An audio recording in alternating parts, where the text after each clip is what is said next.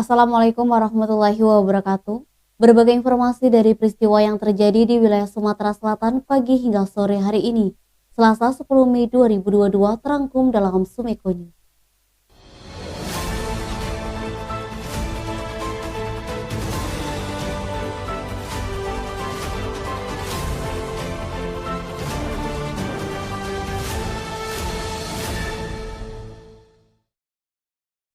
Wakil Bupati Ogan Ilir Ardani meninjau langsung kondisi 3 rumah warga yang terbakar di Dusun 3 Desa Tanjung Atap, Kecamatan Tanjung Batu, Selasa 10 Mei siang.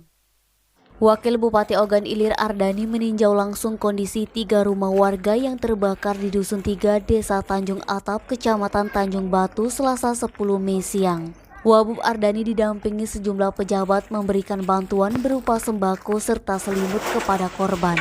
Ardani juga menyerahkan uang tunai 2 juta rupiah dari Badan Amil Zakat Nasional Kabupaten Ogan Ilir untuk perbaikan rumah salah satu korban yang rusak ringan. Ardani menghimbau kepada masyarakat supaya meningkatkan kewaspadaan dan juga menindaklanjuti arahan dari Kepala Desa. Sebagaimana diketahui dalam peristiwa kebakaran yang terjadi Selasa 10 Mei dini hari, 3 rumah ludes terbakar dan 1 rumah rusak ringan. Rumah yang hangus terbakar yakni milik Yanuardi, M. Rusdi, dan M. Umar.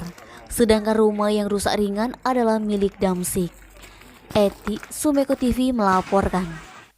Setelah Lebaran Idul Fitri 1443 Hijriah libur, tempat pembuatan dan perpanjangan surat izin pengemudi membludak di Polrestabes Palembang. Setelah Lebaran Idul Fitri 1443 Hijriah libur, tempat pembuatan dan perpanjangan surat izin mengemudi membludak di Polrestabes Palembang. Pemohon memenuhi ruang tunggu, sejumlah warga terpaksa berdiri sekitar loket. Kapolrestabes Palembang Kombes Pol Muhammad Ngajib melalui Kasat Lantas Kompol Rendi Surya Aditama mengatakan, pasca libur Idul Fitri, pemohon SIM meningkat antara 30% hingga 40%. Biasanya pemohon SIM mencapai 100-200 orang per hari. Pasca Lebaran jumlahnya bisa 300 orang. Diperkirakan membludaknya pemohon SIM dan perpanjangan akan berlangsung selama 3 hari ke depan mengingat banyaknya pemohon. Polrestabes Palembang tetap membuka pelayanan SIM keliling di Mall Pelayanan Publik, TPRI, dan Simpang Polda Sumsel. Jam operasional pelayanan SIM tetap berjalan seperti biasa hingga pukul 16.00 waktu Indonesia Barat. Denny, Sumeko TV melaporkan. Ahmad Najib dan Laun Mape Altobing, 2 terdakwa korupsi dana hibah Masjid Sriwijaya kembali dihadirkan dalam sidang pembuktian perkara kasus dugaan korupsi dana hibah pembangunan Masjid Raya Sriwijaya. Ahmad Najib dan Laun Mape Altobing, 2 terdakwa korupsi dana hibah Masjid Sriwijaya, kembali dihadirkan dalam sidang pembuktian perkara kasus dugaan korupsi dana hibah pembangunan Masjid Sriwijaya. Keduanya dihadirkan dari balik layar monitor sidang di hadapan Majelis Hakim Tipikor Palembang Selasa 10 Mei guna mendengarkan pembacaan tanggapan tim penasihat hukum atas replik yang disampaikan oleh Jaksa Penuntut Umum Kejati Sumsel. Adapun duplik tertulis yang dibacakan oleh masing-masing kuasa hukum pada intinya tetap pada pembelaan atas tuntutan pidana masing-masing selama 5 tahun penjara. Menurut penasihat hukum salah satu terdakwa Ahmad Najib bahwa JPU tidak menjelaskan secara rinci letak unsur perbuatan melawan hukum oleh terdakwa Ahmad Najib.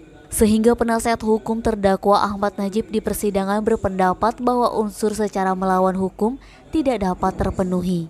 Keduanya pun memohon agar Majelis Hakim diketuai Yose Rizal SHMH agar mengabulkan seluruh pledoi yang diajukan oleh kedua terdakwa, serta membebaskan para terdakwa dari segala tuntutan hukum serta jerat pidana sebagaimana dakwaan dan tuntutan JPU Kejati Sumsel. Usai membacakan duplik, JPU Kejati Sumsel menyatakan tetap pada tuntutan pidana untuk masing-masing terdakwa. Untuk selanjutnya, Majelis Hakim Tipikor Palembang akan menggandakan pembacaan vonis pidana yang akan digelar pada sidang tanggal 19 Mei 2022 mendatang. Untuk diketahui, terdakwa Ahmad Najib yang juga mantan asisten 1 bidang Kesra Provinsi Sumsel sekaligus yang menandatangani naskah perjanjian hibah daerah bersama dengan mantan kepala BPKAD Sumsel Laun Mape Altobing dituntut JPU Kejati Sumsel dengan pidana selama 5 tahun penjara. Keduanya menurut JPU telah terbukti melakukan tindak pidana korupsi sebagaimana diatur dan diancam dalam pasal 2 ayat 1 Undang-Undang Nomor 20 Tahun 2001, Jo pasal 55 ayat 1 ke 1 KUHP, Jo pasal 64 ayat 1 KUHP. Fadli, Sumeko TV melaporkan. HA dilaporkan ke Sentra Pelayanan Kepolisian Terpadu Polrestabes Palembang atas dugaan perbuatan asusila terhadap seorang anak berkebutuhan khusus.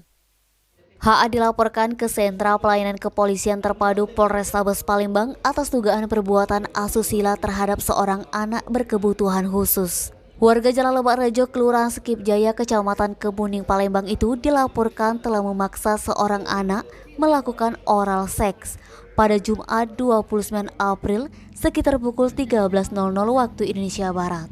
Laporan dibuat SU 59 tahun ibu korban. SU menceritakan HA datang ke rumah korban, kemudian melihat korban sedang sendirian dan HA meminta korban melakukan oral seks disertai ancaman. Korban yang merupakan anak kebutuhan khusus hanya bisa mengikuti kehendak HA karena takut.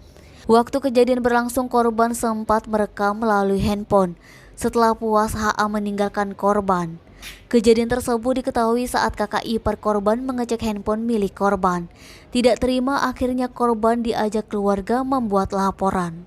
Kasat Reskrim Polrestabes Palembang Kompol Tri Wahyudi membenarkan adanya laporan yang diterima di SPKT dengan perkara Undang-Undang Nomor 1 Tahun 1946 tentang KUHP pasal 289 KUHP. Kompol Tri berjanji akan segera menindaklanjuti laporan tersebut.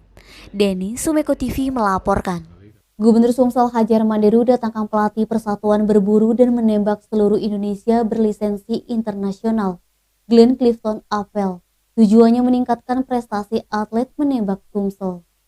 Gubernur Sumsel Hadjar Manderu datangkan pelatih Persatuan Berburu dan Menembak seluruh Indonesia berlisensi internasional, Glenn Clifton Apel.